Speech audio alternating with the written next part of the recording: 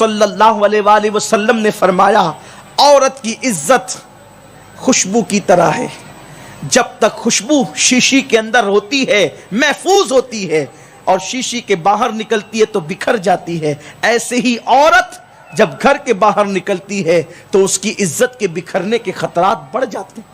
عورت جب بے پردہ اکیلے گھر سے باہر نکلتی ہے تو 17 شیطان اس کے ساتھ ہوتے ہیں اور اس کو خوبصورت بنا کر پیش کرتے ہیں اور مردوں سے کہتے ہیں اس کو دیکھو، اس کو تکو، اور ان کے دلوں میں گناہ کے وسوسے پیدا کرتے ہیں۔ آج لوگ شکایت کرتے ہیں مولانا میری بیٹی کی آبرو لوٹ لی گئی، مولانا میری بیٹی کسی کے چکر میں پڑ گئی، مولانا میری بیٹی کسی کے ساتھ بھاگ گئی۔ نادان ماں باپ، یہ حالات تو تم نے پیدا کیے ظالموں۔ قرآن نے تو پہلے ہی کہا تھا وَقَرْنَا فِي بُيُوتِكُنَّ، عورتوں کو کہا تھا تم اپنے گھروں میں بیٹھی رہو۔ میرے نبی کی وہ مقدس بیوی جس کا نام حضرت سودا ہے، حضرت سودا، کتنا پیارا اور حسین سا نام ہے سودا۔ افسوس یہ ہے کہ آج لوگوں کو میرے نبی کی مقدس ازواج کے نام بھی یاد نہیں۔ لوگ کہتے ہیں نئے نام بتائیں، کس کے نام پر نیا نام رکھو گے؟ ٹینس کھیلنے والی لڑکی کے نام پہ؟ کس کے نام پہ نیا نام رکھو گے؟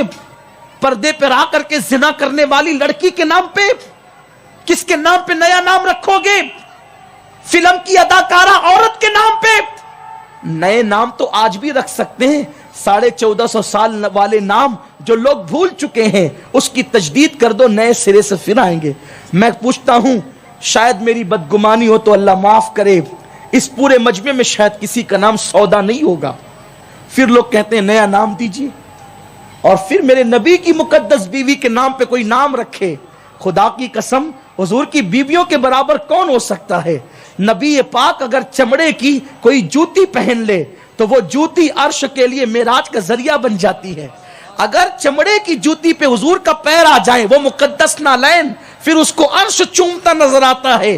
خدا کی عزت کی قسم، میرے نبی کی جو بیویاں ہیں حضور نے ان کو اپنے نکاح میں لیا، حضور نے اپنے بستر پر ان کو شراب بخشا، حضور نے ان کے بچے ہوئے جوتے کو خود استعمال کیا۔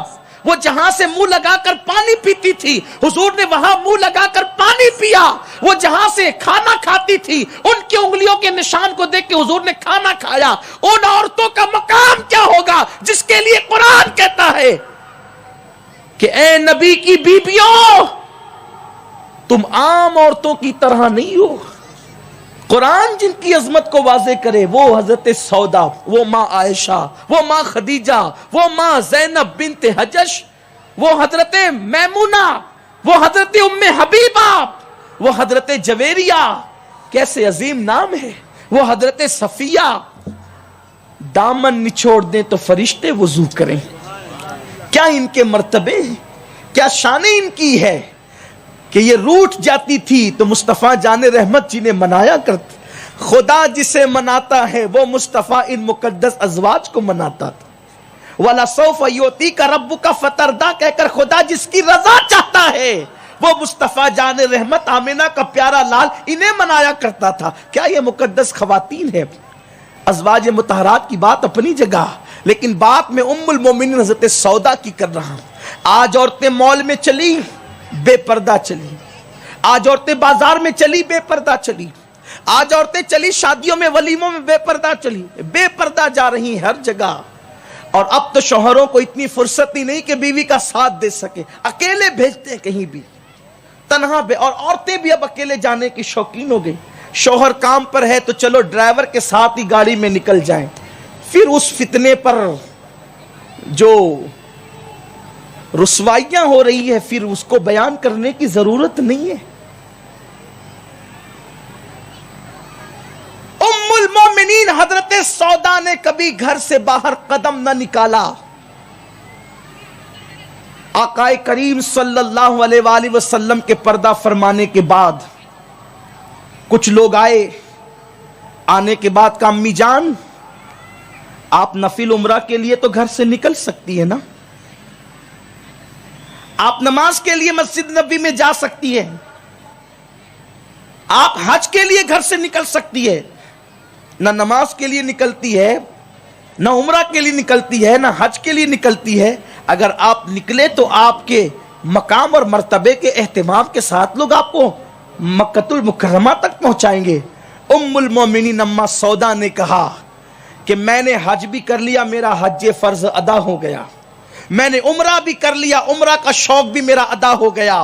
اب میرے اللہ کے اس فرمان پہ عمل کر رہی ہوں، وَقَرْنَا فِي بُيُوتِكُنَّ، کہ اپنے گھروں میں بیٹھی رہو. میں اپنے گھر میں بیٹھ گئی ہوں. کبھی کسی نے ان کو قدم گھر سے باہر نکالتے نہیں دیکھا.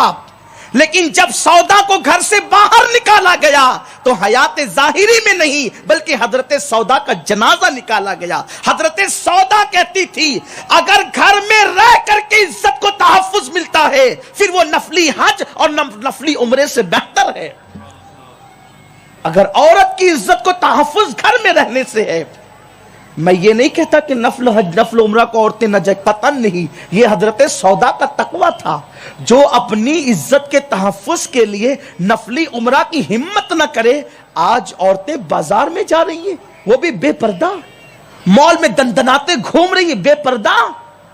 میرے پیارے آقا صلی اللہ علیہ وسلم کی کنیزوں، بات اتنی ہے دلوں سے اللہ کا خوف نکل گئے. اور یاد رکھنا جس دل میں اللہ کا خوف نہیں پھر وہ جسم کا ڈھانچہ کتے کے جسم سے بھی بدتر ہے. کیونکہ کتے کو تو یہ احساس ہے کہ میرا مالک مجھے روٹی کا ٹکڑا دیتا ہے تو میں نے اس کی رضا چاہنا ہے. اگر انسان کے دل میں یہ احساس نہیں کہ جس مولا نے سب کچھ دیا اس کی خوشی کا خیال نہیں. بابا بلے شاہ پھر یہی کہتے ہیں اٹھ بلیا چل یار منا لے ورنہ بازی لے گئے کتے.